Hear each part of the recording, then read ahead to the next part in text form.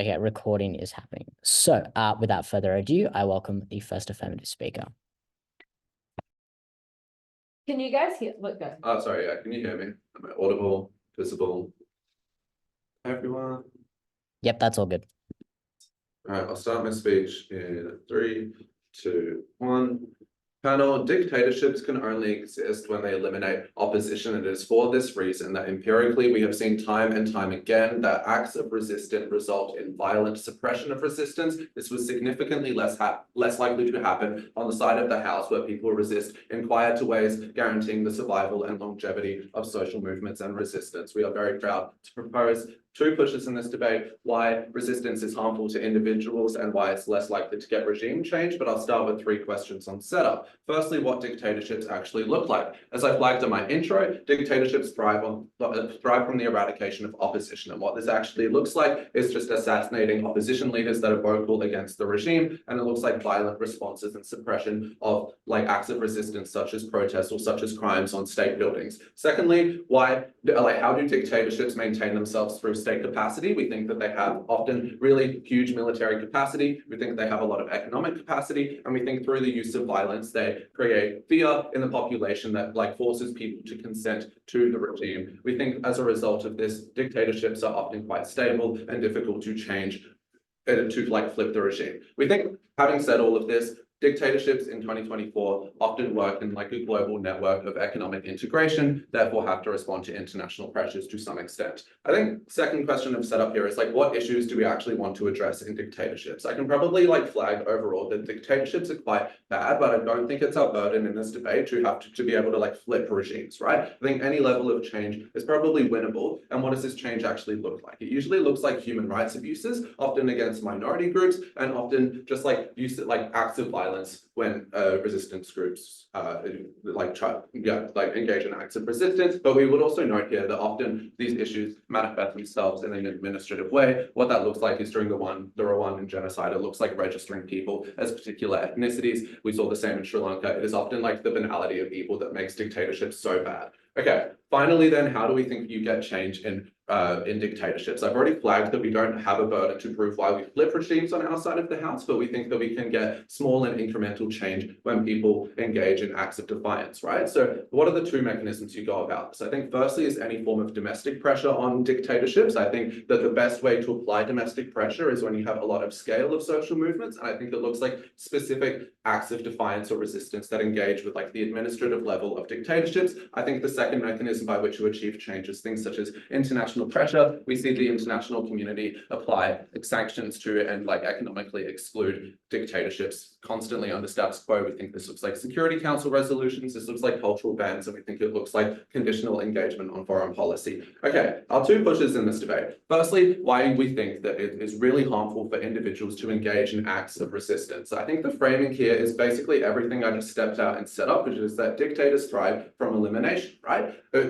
Thrive from eliminating opposition. And I think the reason that is true is because it gives them the capacity to instill fear and tell people that if they are actively resistant, then they are going to be murdered and their families are going to be murdered. But I also think that it's probably just a very huge mechanical barrier to dissent that stops people from being able to change regimes. What that means is that any act of resistance on the opposition side of the House will just result in death or assassination or violent suppression, which we, like I said, have seen time and time again under status quo. What does that look like? It looks like the violent suppression of protests in Iran, which led to the death of many vulnerable women. It looks like the assassination of Nemtsov in Russia, and the assassination of literally any other leader of opposition that we have seen in Russia under arbitrary reasons and detention, right? The way we mechanize against this is just that the fact that dissent is obviously a lot less clear and easy to identify when it is an act of defiance, because when it was things such as posting to social media or things such as engaging in administrative bans, we thought that we didn't think that surveillance was often good enough to the extent that these authoritarian regimes could always track it. We thought people were better able to get away with it than on our side of the House. I think also because it is less obvious and less dangerous, people are more likely to engage with it. And I think to the extent that you now have more people engaging in resistance in dissent, that the government cannot just like kill everyone who engages in acts of opposition. I also think because you are fundamentally doing like less resistant things that act as less of a threat to these regimes, and they don't have the same imperative to literally murder you and take your life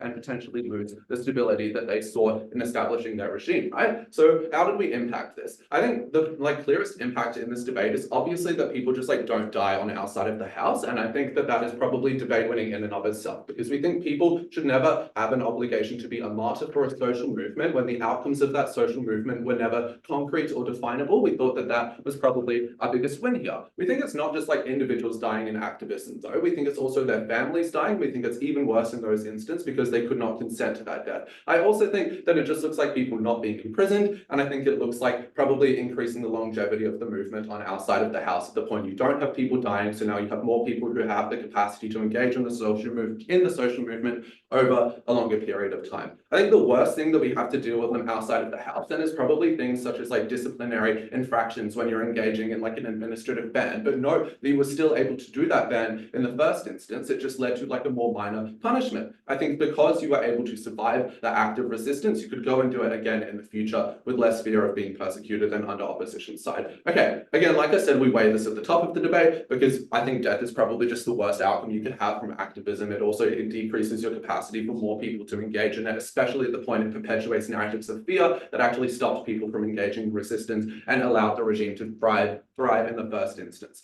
Okay, second substantive push then on why we get better regime change on our side of the house. Again, noting similar framing that because of suppression, people are not likely to actively resist regimes under status quo. And that is probably the reason that like regimes that are dictatorships are quite stable and static over time by all of the analysis I gave you, right? That's because people are likely to die when they engage in like expressive resistance. That's because their families are likely to die and they care about it. And it is probably just like a lot of effort to have to go to a protest and not know whether your life is in safe hands when you engage in acts of these in these acts of extreme resistance. I also think in terms of international pressure, it is more difficult to get exposure on acts of resistance because the government is able to, well, the dictatorship is able to suppress those protests in the first instance before it gets media coverage. I think because they also have a strong hold on like media, and that is often nationalized, it's difficult for those things to access the outside world. But even when it does, I think when activists engage in acts of violence, it is easier for the state to respond in the international forum by framing them as violent,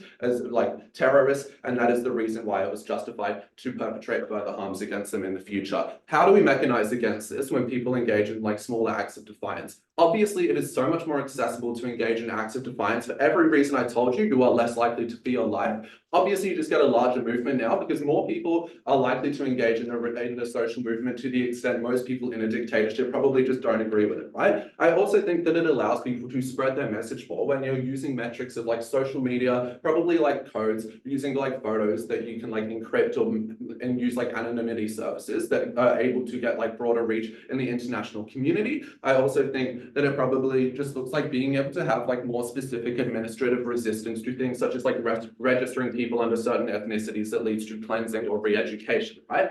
Obviously, I think that you are likely to get international pressure at this point, that more people are aware of it in the international community. I think diaspora now have increased capacity to engage in acts of resistance, and I think that they're less polarizing forms of resistance that lead to more support from international communities and governments. The way in here, obviously, we just get better capacity for incremental regime change, but notably because people are not dying, you allow the longevity of that, so you get incremental changes over an extended period. Very proud to propose.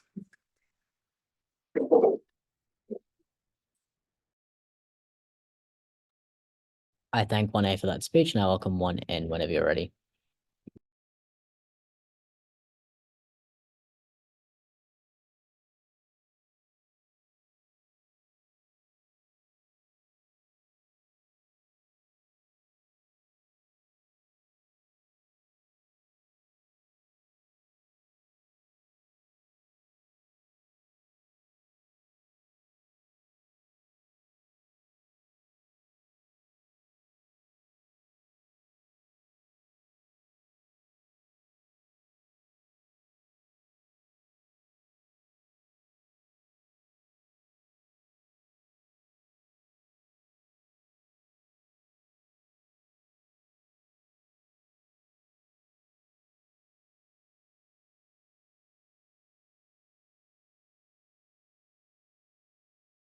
No, I was just trying.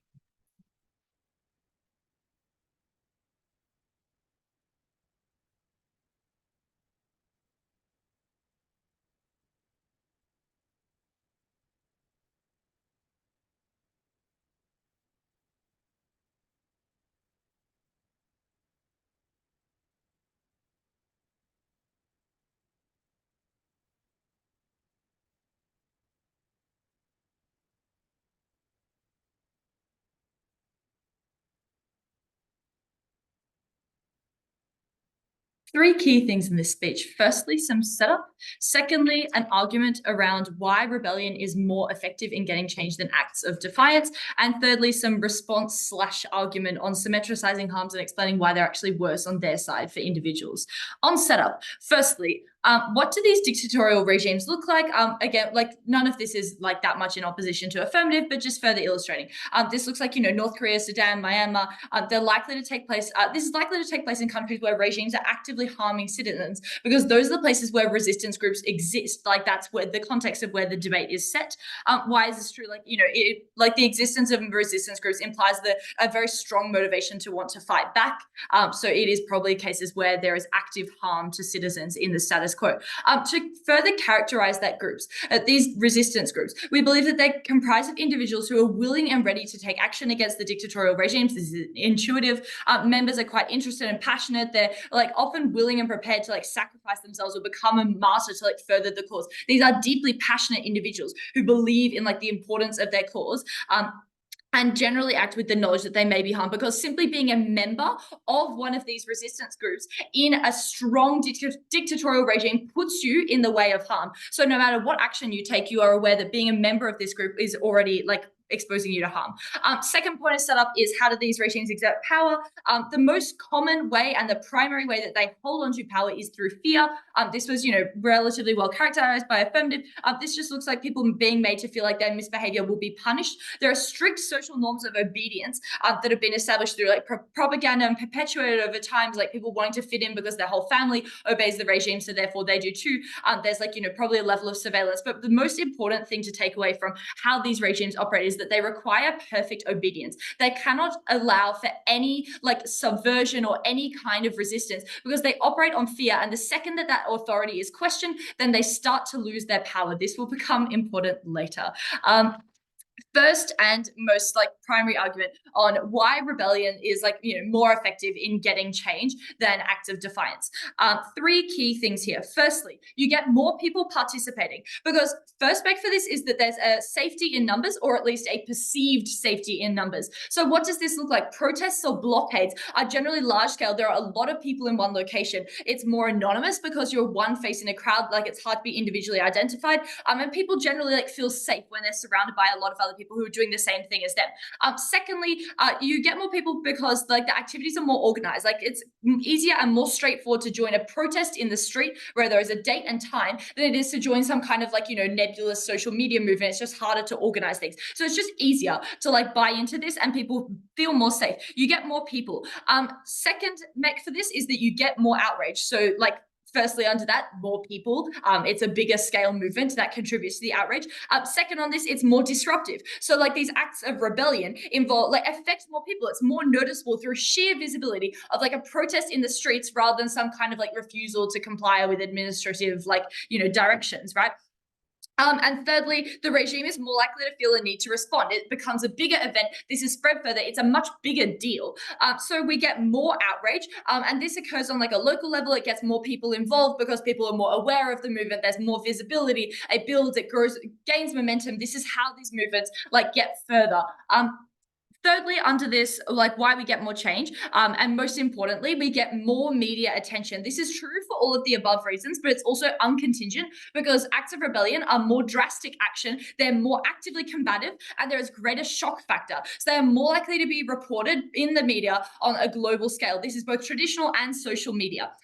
So we can claim a lot of like the benefits that they get via like social media messaging, blah, blah, blah. So what do we get with this? global awareness and outrage. The regime can no longer suppress the issue in the same way that they can. If people are like refusing to comply with administrative directions, that's fairly easy to not be visible on a global scale. Whereas protests and blockades and like these large actions are more like are hard for these regimes to suppress. What does this then get us? This gets us international involvement, possibly UN intervention, which could be like pressures or sanctions as described by the AF. And these are like ultimately the only ways that the regime can be overthrown are from like either a large-scale domestic rebellion, if there's actually a successful revolt, which would fall under our side of what that would look like, or through international action. So at the end of this, we have a chance, whereas AF doesn't, of accessing the maximum benefit of overthrowing the regime, but acknowledging that that is like, less of a likely outcome. Even without that, we uniquely manage to get change in a way that they don't, by their own mechanisms of like international response, which we get, and we just don't believe that they actually get through their side, because things such as like, what did they talk about? An anonymous like story posted on social media just gets way less buy-in than people seeing people marching in the streets, people seeing signs, people seeing posts on social media that are from a mass collective of drastic action. They believe that something is more genuinely massively wrong than just one issue to add to the list of many things that are wrong in the world today of some anonymous person reporting that their dictatorial regime is like, controlling their life. Okay, so then moving on to symmetricizing some of the harms that they're given, like this argument around individual harms being greater, and then also arguing why this is also worse on their side. Okay, so this is where the setup becomes really important around regimes not being able to handle any rebellion. Noting that, again, regimes cling onto power through an incredibly strict, no exceptions kind of policy. They operate on perfect obedience, because the minute that someone can get away with something, the minute that someone can post a social media post and not experience like a drastic, resistance from the government, it's the minute where people, like other citizens, start to question, and they start to question the authority and question the perfect control that their dictator has. So these regimes know this, and they know that they need perfect obedience to hold the control that they have. What does this mean? This means that the response is not going to be any less harsh to like some kind of, refusal to comply with an administrative direction or to a social media post. It's not going to be any less harsh on their side than it would be to a large scale protest, because both of these things undermine the authority equally, and they need to respond equally harshly. And we do agree that this looks like, very severe punishments. This looks like making examples out of people.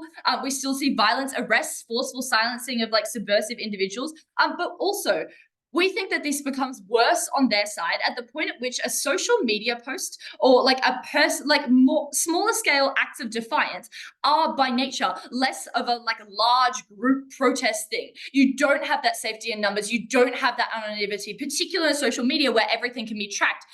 This looks like, particular writers being singled out by China for their subversive actions or against the state, and being individually receiving the death sentence or having receiving violent acts against them because they are more individually identified. They're more likely to be made an example out of, whereas it's harder to make an example out of someone when you've just got a large scale protest and there's more people involved. So we think that people are more likely to be killed instead of the kind of more general push and shove at a protest. Not to minimize that, but we do think that the individual harm to people is likely to be greater when those people aren't anonymous. This means that ultimately we get, similar harms or even worse on their side. But even in the case where, even if you believe us that we do cop more harms, we think that these resistance groups, because we've already mechted out that they care so much about changing the regimes, that this is more important to them and more important to everyone else in the country, that we are actually able to get change. That is what wins us this debate. Proud to oppose.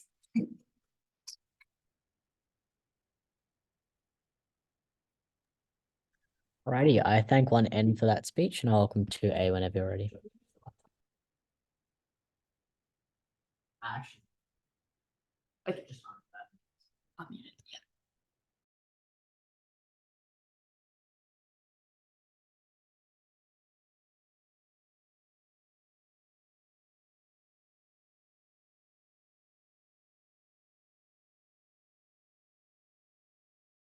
All right. Alrighty, guys. Sorry, 1 second. I'm just setting up all of my paper.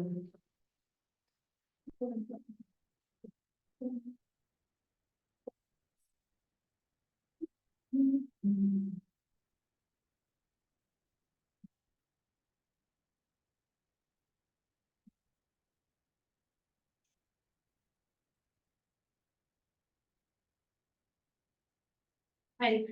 Starting my debate in 3, 2, 1. The side next case is deeply contradictory with itself, which is quite helpful for us, but not very strategic for them to win the debate. At the point at which they can see that the opposite, like these regimes are going to have some sort of backlash towards the small things that people do, at the point at which they concede that there is still going to be an international perception of all of these small things that are happening, that is the point at which they lose their debate. 3 things today. Firstly, on why individual people are important in this debate and don't deserve to die. Secondly, on how change is actually instilled at a domestic level. And then lastly, on what international involvement truly looks like for this debate. So we'll just start off on the protesters themselves. They start off by telling you that every member that is involved in these like protest groups and these resistance movements is willing, like able to be a martyr because they've consented to it. We tell you that firstly, say you pay that, just because they have consented to it doesn't mean that they should. No matter if people think that they like are willing to die for a movement, doesn't mean that you are going to have a good outcome to that movement just because those people are dying, especially when at Stan we gave you all of this analysis, and at me you'll hear similar analysis on why this movement isn't actually solving the issues. So that wasn't like a death that was meaningful in the way that it like they were consenting to. And secondly, we told you at Stan, which was not responded to, that these people have families, these people have loved ones that did not consent to die, and those people were still being targeted by those regimes. And if for those reasons that this was never like a consent issue in the same way. Okay, what else have they told you about the individual protesters, about the individual members of resistance groups? They've told you that it is like a numbers game and it's easier to join a protest. We tell you firstly that this is just an incredibly uncharitable characterization. In which world is it easier to take time off of work, to go into your like incredibly authoritarian, destructive regime, and then like go into a protest where people will know who you are, to plan a protest, to be involved in a protest, than it is to maybe like ignore one person when you are like going through checking people's ethnicities and not know one thing down. That was always going to be easier. But we tell you, even if you take them at their best and you say that, say like it is easier to get involved in a protest, we tell you that the scale of these protests does not guarantee safety at all, and that was an incredibly gross mischaracterization. We tell you that it is not like you are going to let every member of a protest continue to walk through when that is disruptive to the image of your domestic regime. It actually looks like having a lot of military official at these protests because you know that they're going to happen. It looks like open fire. It looks like having tear gas. It looks like things that are deeply, deeply harmful to people. It looks like taking people captive. It looks like taking leaders captive. That was always going to be a worse outcome for these individuals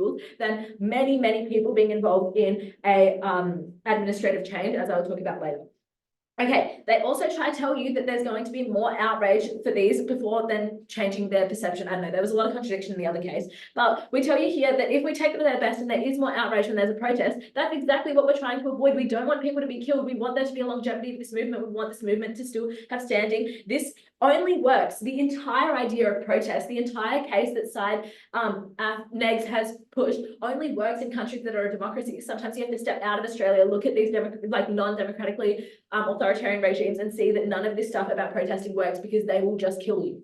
Okay, lastly, then we move into this idea of media, and this is where this like leads into my next theme about change. And this is where they have made a massive concession, where they try to tell you that there are still going to be backlash and outcomes that are taken by these regimes on small changes like admin changes and on things like social media posts. We tell you that when you have a authoritarian regime that ends up, locking up journalists, that ends up having like really grossly inappropriate responses to what internationally are perceived as small acts, like posting something on your story, like talking to your friends about something, like a minor administrative defiance, and that is blown up by having this massive response, that is more likely to make media attention, that is beneficial, that is more likely to actually gain international support than anything super polarizing, like when you have regimes that do really destructive things, right? So specifically, this is actually beneficial for our debate. Going into then international involvement,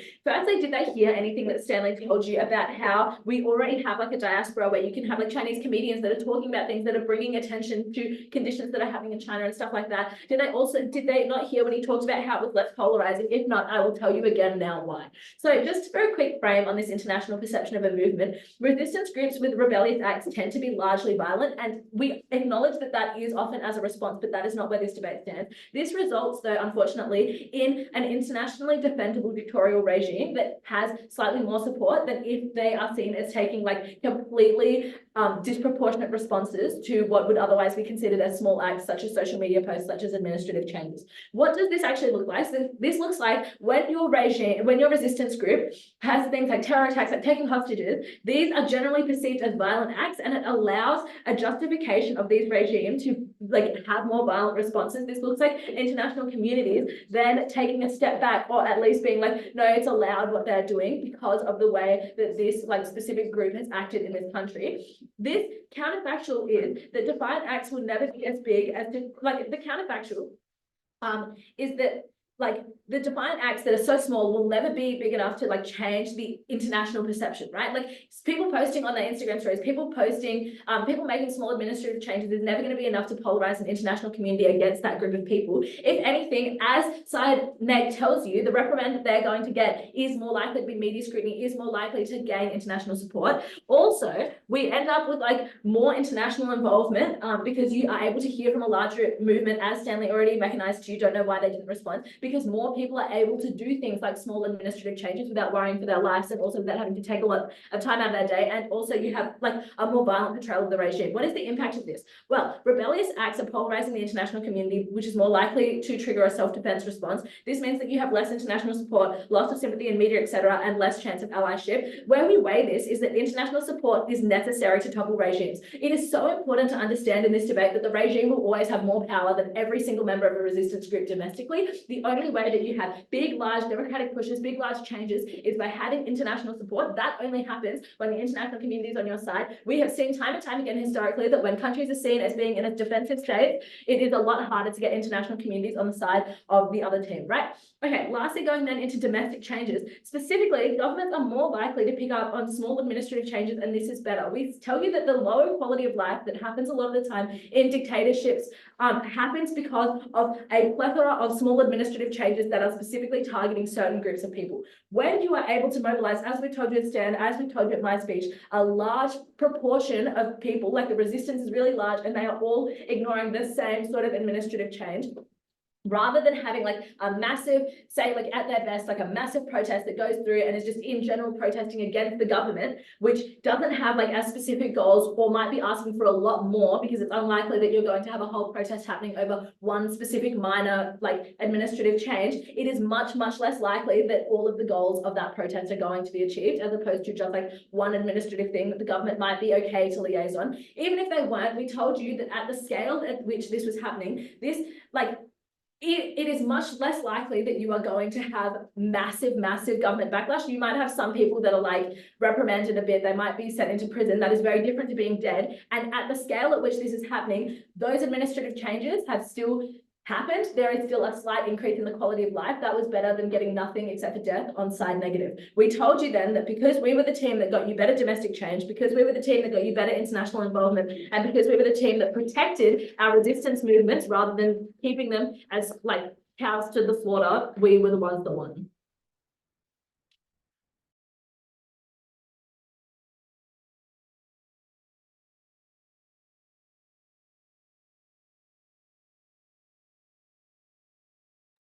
I thank 2A for that speech, and I welcome 2N whenever you're ready.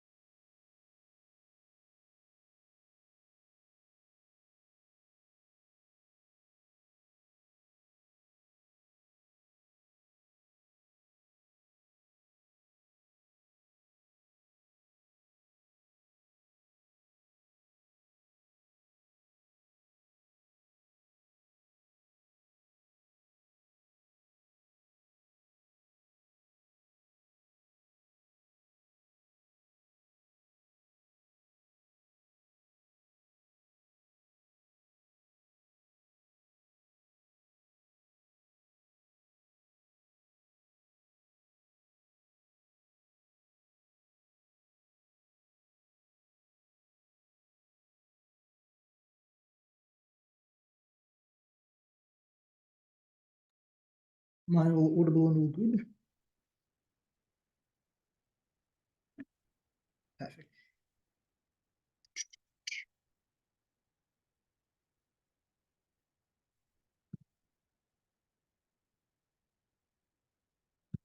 Okay, two things in this speech. First, we'll be weighing and addressing the clash between like violent suppression and the potential of achieving change. And the second thing, we'll be dealing with some more like extraneous like pieces of rebuttal.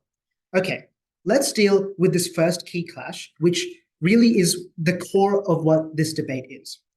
So at Affirmative, they give us this idea that they portray these dictatorships as like violent and like violent, malicious, and willing to like suppress any insurgents or any like defiance from within their people.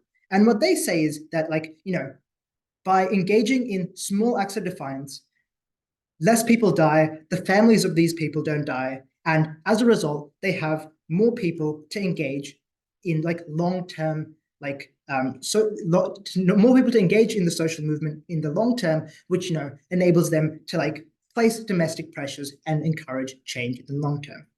Okay, the first response to this is it's extremely unclear why domestic change would ever occur in the long term.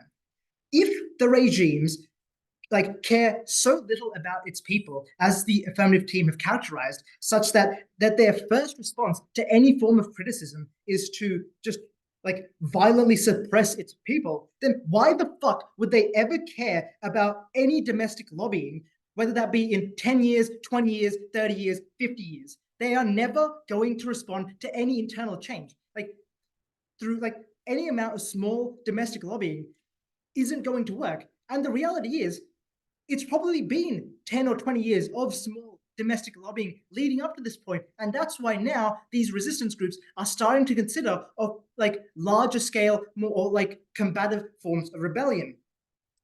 And just to whip what we already gave to you at one end, like these regimes can spin the narrative whichever way they want. And the reason for this is because they feel that they have absolute power and absolute control. And so, therefore, they can still react strongly to like any form of defiance, even if you engage in like small acts of defiance in the AF world.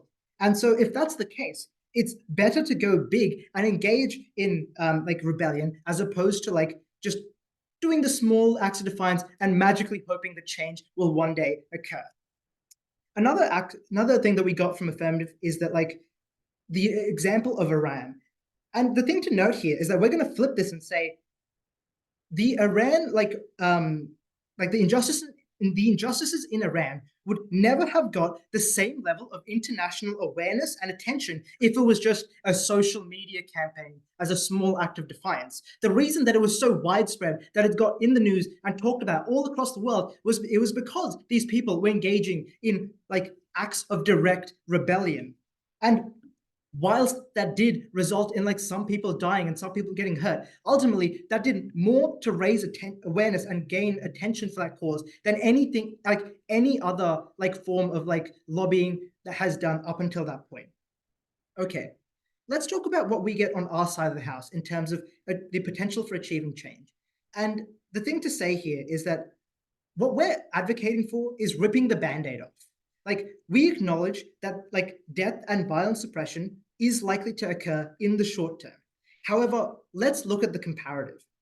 Someone dying at a protest is going to cause like a much greater uproar than someone being assassinated like due to an anonymous social media post. And so like, even if say like a death is to occur, that is only going to fuel the movement, garner more international attention, and as a result, like increases the chance that like international intervention can like assist in like dismantling these authoritative regimes. And like, as we gave to you at one end, this looks like the sanctions and the pressure placed from the international community on dictatorship regimes such as North Korea in the past. And the other thing we really want to emphasize and characterize to you is who's going to be in these resistance groups, because Affirmative team like really wants to stress like the value of their lives. So as we've already characterized at one end, these are people who like are aware of the risks of being part of these like resistance groups. And like intuitively, this extends to their family and loved ones. ones. Or like if they're in these resistance groups, they might not have family or loved ones at all. And that's why they're willing to like be in them, because they are just risking their own life. Aff desperately wants these people to live, but it's unclear why these people themselves want to live. So a little bit of characterization here. Long-term oppression and suppression would tear away at an individual's dignity and will to live. These people have been suffering for like 10 to 20 years or even longer already in these like dictatorship regimes. And like it's come to a point where they cannot wait any longer, that they have to take action. They've exhausted all their other options, and that's why they have been driven into this corner where they feel the need to fight back and respond. And like the fact that they are engaging in this rebellion suggests that they have reached the end of their patience. And if this is the mind state of the people within these like resistance groups, then at that point, in their mind, it's worth taking the risk to like go to these like rebellious events, rebellious protests, because even if they were to die, they believe, at least in their hearts, that their death could mean something more for the movement. And how does that actually function? That looks like how if someone dies at a protest, it's going to gain way more international attention as opposed to like someone being like silenced as a result of like social media campaigns. And like the example of this is the Iran example that we've already flipped to you from the negative team. And so at the end of this, what we need to realize is that if these people are willing to take that risk and believe that that's going to result in change, then they have the right to do so. Okay, now just in terms of like extraneous responses. At 2A, we got this idea that big dictatorial responses to small acts is better than like a big response to big acts. Okay, we have two responses to this. Firstly, events are these events are going to be well suppressed by the regimes controlling the media. And so they're unlikely to get like an international awareness and response. But like, even if they but when they are, so a lot of the times they may not get international awareness or response. However, when they do get international awareness, a harsh response is equally representable to the international community either way. Because at the end of the day, nobody thinks dictatorial regimes are justified. And so it's more likely that protests will be heard about outright, like the protests are going to be heard around the world and get that outrage that we gave to you at 1M. And just in terms of this longevity stuff, yeah, it's really unclear why having these people stick around to fight in the long term is going to result in any meaningful change if the dictators themselves don't actually give a shit about the people. Okay, so what the end of this speech you should believe is the fact that for these resistance regimes, for these resistance groups, the possibility, like they have been backed into a corner where their last hope and their last opportunity is to engage in these rebellious acts for the potential of achieving change. And it's for that reason it is worth risking the violent suppression and why you should absolutely vote negating. Thank you.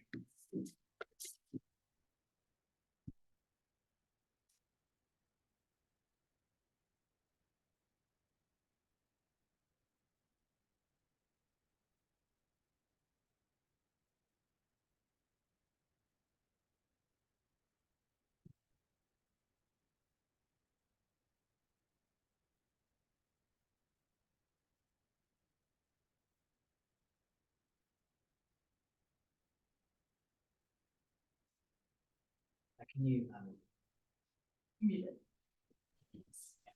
Alrighty, I thank 2N for that speech, and I welcome 3A whenever you're ready.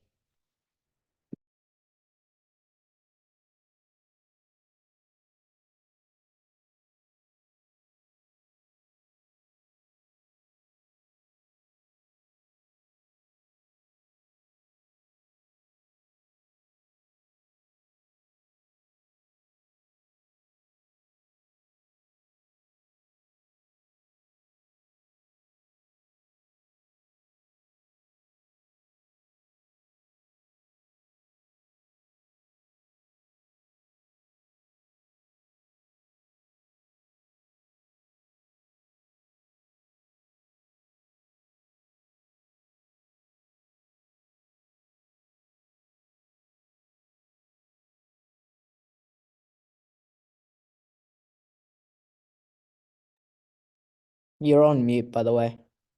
Maybe Yeah, no, don't worry. I know. I'm just getting myself sorted out. 1 sec. Yeah, I know this. Don't worry. It's okay. Okay. All right.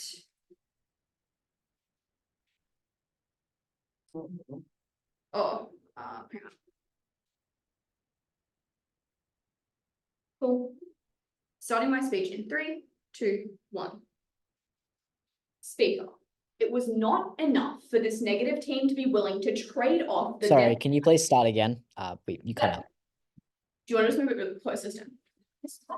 oh, That's fine. Okay. Can you hear me better now? Yes. Okay, cool.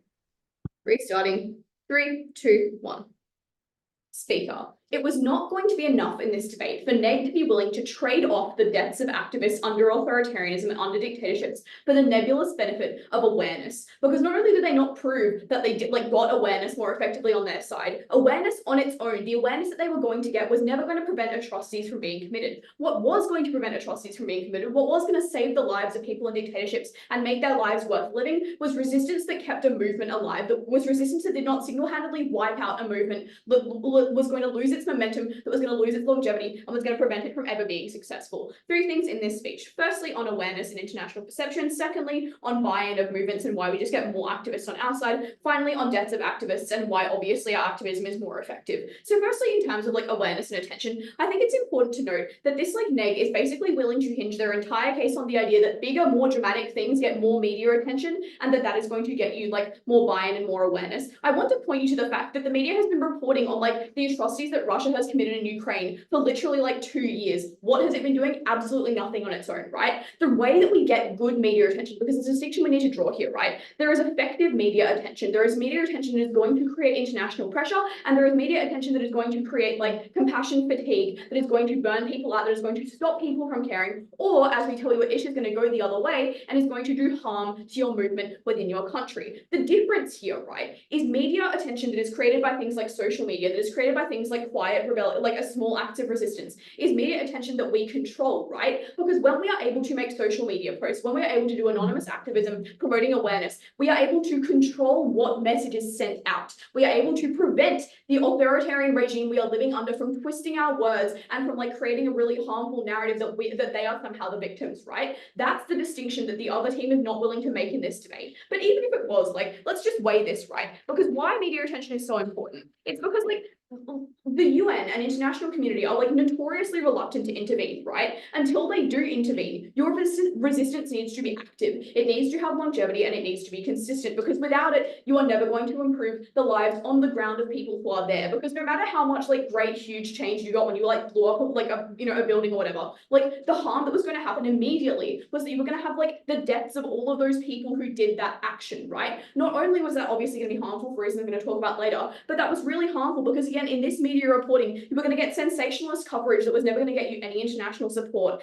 Media extensively reports on harms. It doesn't stop anyone in itself. The much better counterfactual that we were able to offer you on our side was smaller acts of resistance, which involved things like reteaching curriculums, things like releasing radio broadcasts, things like preventing, stopping spreading harmful information, and using social media and using those forms of passive resistance to control the narrative that was being constructed around the regime that you were resisting. That's why social media reporting and things like that do work internationally, because they uniquely on our side allow us to get allow us to control the narrative, allow us to win this debate on awareness. The awareness the other team gets was never going to be beneficial. So secondly then, on this idea of buy-in of movements and the idea of whether we're going to get more people on our side, I think largely Neg just kind of has lost this point already, but I'm going to go over it a couple of times, because I think it's really important to note that the reason people do the things that dictatorships tell them to do was not necessarily because they agreed with them or because they liked them. Sometimes it was because they were brainwashed, and sometimes it was because they were obeying out of fear of what would happen if they resisted, right? There was a hugely high barrier to entry for activism and rebellion because it was so incredibly high risk, because you knew that by going out and joining that protest that you saw on the street, you were risking the lives of your family and friends, you were risking your own life.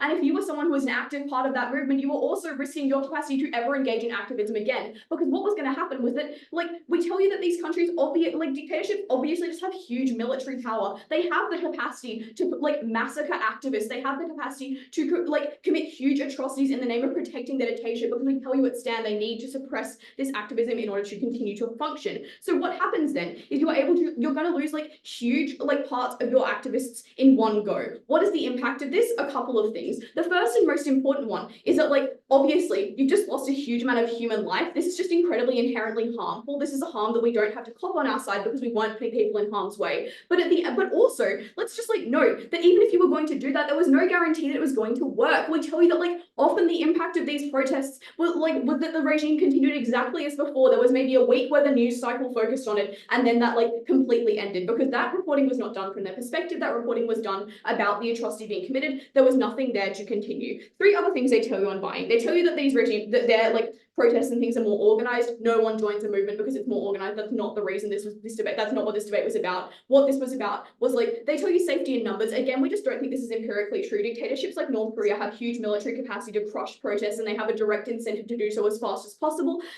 Thirdly, they tell you more visible. Again, when a protest is visible, when a protest is like public, it makes it scary and dangerous to be involved in. We tell you on the counterfactual, there is a much lower barrier to entry on our side because we were able to offer activists less visible, less scary, less risky ways, and thus get more buy-in on our side. And there were also going to be things that were more effective. So talking now about like the effectiveness of domestic lobbying and things like that, and why they were actually going to be more effective on our side, because I think that it's like really important that we acknowledge that these things actually can do enough on their own. We think obviously the long-term goal on our side in this debate is to get international intervention through targeted media coverage, through things like raising awareness on our like in our own particular way. That was a great thing for us to do. In the short term, you needed to still live like a livable life. You needed to still have good living conditions. You needed to prevent like harms that were happening. Like you need to prevent like state violence that was often created by like administrative actions, right? So when they tell you that like domestic lobbying isn't effective, we tell you that's just like completely not true. This looks like teachers not teaching nationalist curriculums, right? This looks like during the like prior to the Rwandan genocide, this looks like the like not disseminating harmful misinformation about peoples who are like going to be like murdered. This was incredibly pernicious, right? Because what like abstaining from small domestic actions was able to do, firstly, often just had huge consequences down the line, but secondly, was safer for you, right? Because it meant you could continue doing this action, which multiplies the scale of the benefit you were able to get, and it meant that more people were going to engage in it, which also multiplied scale there. So we were able to get more better activism on our side of the house. Also, like, again, I just don't think it was the case in this debate that domestic lobbying was not going to be effective. We think that like when you prevent the dissemination of misinformation, when you are able to do things like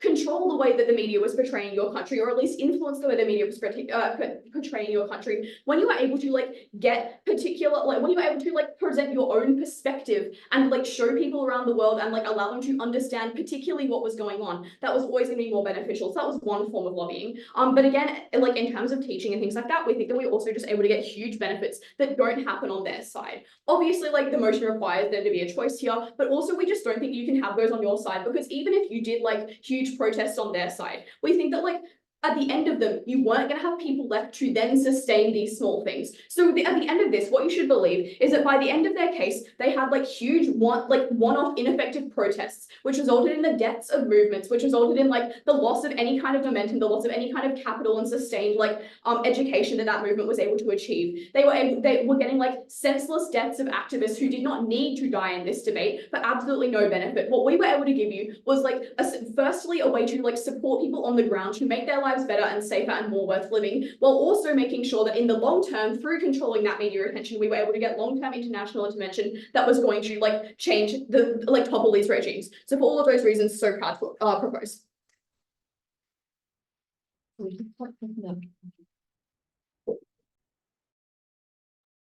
I thank 3A for that speech, and I welcome 3N to finish off the debate.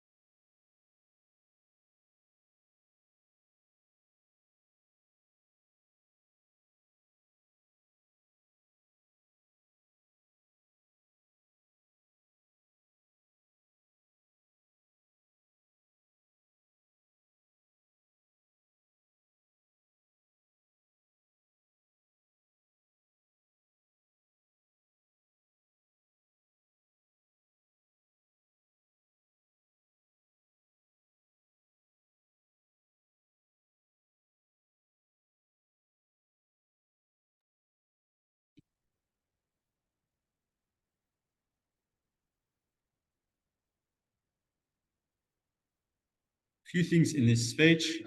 Sorry.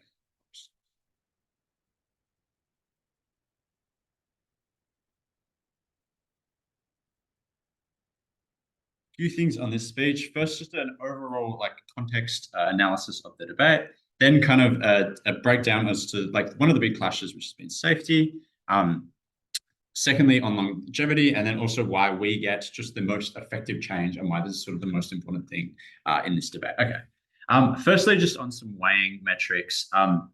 Like we think that the winner of this debate is the team that is able to get the best outcomes for all of the people or the most people in these countries. I think that is like quite logically the important metric to weigh here, simply because it affects like the most people. It's the quality of life. These regimes are generally like hard, like not enjoyable to live in the first place. Hence, there is like this fight back as a result.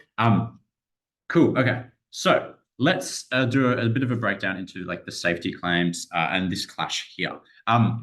So basically, but currently both sides are trying to claim that they get safer outcomes, or as in their protests are more safe. They specifically like to use this example of like anonymous encryption to note that like a lot of regimes do have restricted access to internet. I think anonymity in these regimes is hard to find in the first place. But I think just comparing the deltas between these two like outcomes, basically these large protests versus these sort of smaller one-off like activism like actions. Firstly, I think they're quite assertive about like where they get their safety from. When you consider the fact that one, these are just generally more traceable, as in they're done online. There's like a physical record that you can trace back and see, oh, so-and-so has posted this. But also really, and I think the key important thing here is that they're just much easier to crack down on, as they are smaller. They generally will involve less people. But also, as a result of that, there's just less consequence for them to act sort of aggressively back in the first place. When you consider that when there is a large protest with 30,000 people, I think and this is a big piece of characterization that really, I think, is just a bit strange. Most dictatorships are not willing to kill 30,000 of their own people. Why? Because the international backlash that comes with that is going to be absolutely massive. This turns into essentially a genocide, and all of a sudden, the UN is going to be super on your ass, trying basically wanting some like explanations as to what you're doing. That is that we think it is incredibly unlikely in a large-scale protest that these dictatorships are going to go around and basically murder every single person. Note that a large number of part of their longevity material is entirely contingent on this as well. And even if you don't believe like they're going to be held accountable, I think killing 30,000 people would most likely have like ulterior negative effects. For example, starting some sort of civil war, or just completely escalating this backlash to the point where these governments are like unable to maintain any sort of control and order. Note that like these dictatorships require like quite strict order. That is, if there is chaos, they're going to lose their power. I think there's deep incentives for them to not do this in the first place. I think this eliminates actually a large portion of the AF's case. I think also just like intuition check, they're not going to like murder or exterminate this many people.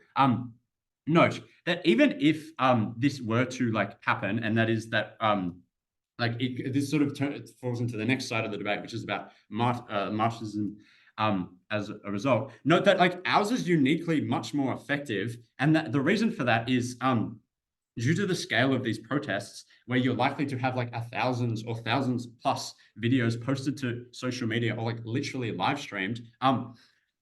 It is much harder for these regimes to like manipulate the story behind these things compared to an anonymous or like one or two online social media posts where they have much more control about the narrative. This directly combats affirmative team's material about like not being able to control, as in having more control of your social media posts, because like realistically, it's much easier to delete a social media post in the first place, or even just like claim that it's been fabricated. If I post something anonymously about like, oh, how bad my life is, all they need to do is basically be like, oh, hey, look, this is not like a real experience from a real person. Versus if you have like 1,000 videos of 30,000 people protesting, I think it's quite clear why this is going to have a much larger impact. Is going to encourage much more global action as a result, and you're more likely to see change, which, as we've sort of made quite clear, is the most important metric, as this affects the most people as a whole. Cool. Next, they claim that like the state is going to like justify. Another big push that you see from AF is essentially that the state is able to justify this violence because it's like there's more protest, as in like it seems like there's more going on compared to like a smaller action. Again, I think I've addressed this quite sufficiently, but these dictatorships will claim whatever they want. They are very much incentivized to lie. This looks like, yeah, essentially claiming that this is fabricated, or like these specific individuals have done other things that, you know, just mysteriously no one seems to have any evidence for, versus like, again, a much more public, a much more vocal thing. And just to reiterate all of the added benefits that we get and why we get way more buy-in internationally. Like, one, I think that just from like a bravery, like optimism perspective, like locally, I think people will see these protests and feel, oh, look, some actual change is being done. I feel like I can do something about that too. It gets more buy-in. Secondly, again, if you see like large-scale protests, the world is just more likely to take notes, simply because like the implication is that the situation is much more dire than it would be otherwise. And three, it's just like simply more disruptive, it's shareable. And again, just like show some intuition there. Like really hammering home that we definitely win on this point about who gets like the more who's much more likely to get change. Again, something that needs to be rated super highly. They kind of make this quite late principle push about how people don't deserve to die. I think like generally that is true, but what I will say is like at the point in which someone is willing to like sacrifice themselves, that is that they fundamentally see death as a worthwhile alternative to their current state of living. That is that this is an option that they have chosen to like opt into. I don't think they can make this principle claim anymore, because people are most likely desperate. And at that point, I think they are like, and because they've opted into it, I think like principally it is much more justified than it would be otherwise. Also note as well that most people in these groups that are willing to sacrifice themselves just do not have families in the first place. That is that they are younger, like single protesters that aren't tied down. And if they did have families, they are most likely aware, considering that they've lived in this regime for like, you know, the last 20 years, of the consequences of their actions as a result. Therefore, I think that like you shouldn't weigh this very highly when you consider the genuine change that we suggest and we propose that we can bring on our side. Okay, finally on just this idea of longevity, because I think it's the final clash here. Again, I think this push is like very contingent on this idea that like these movements are going to send all their people to one protest and they're all going to get like wiped out really quickly. Again, I think like just intuition check, not super likely. But also, like, why is this not likely? Let's just sort of step through this. Again, dictatorships are aware of the international consequences. There exists condemnation, and they're, yeah, again, very hesitant to like kill thousands of people.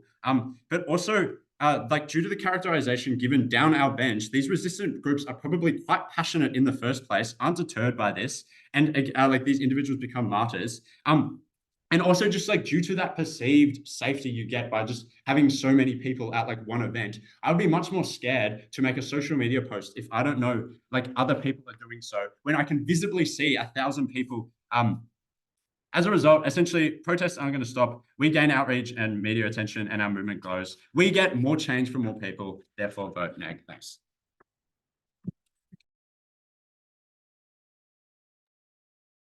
Alrighty, thank you to 3N for that speech and all speakers for their speeches in this debate.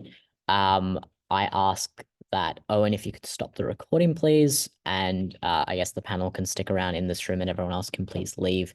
Congratulations on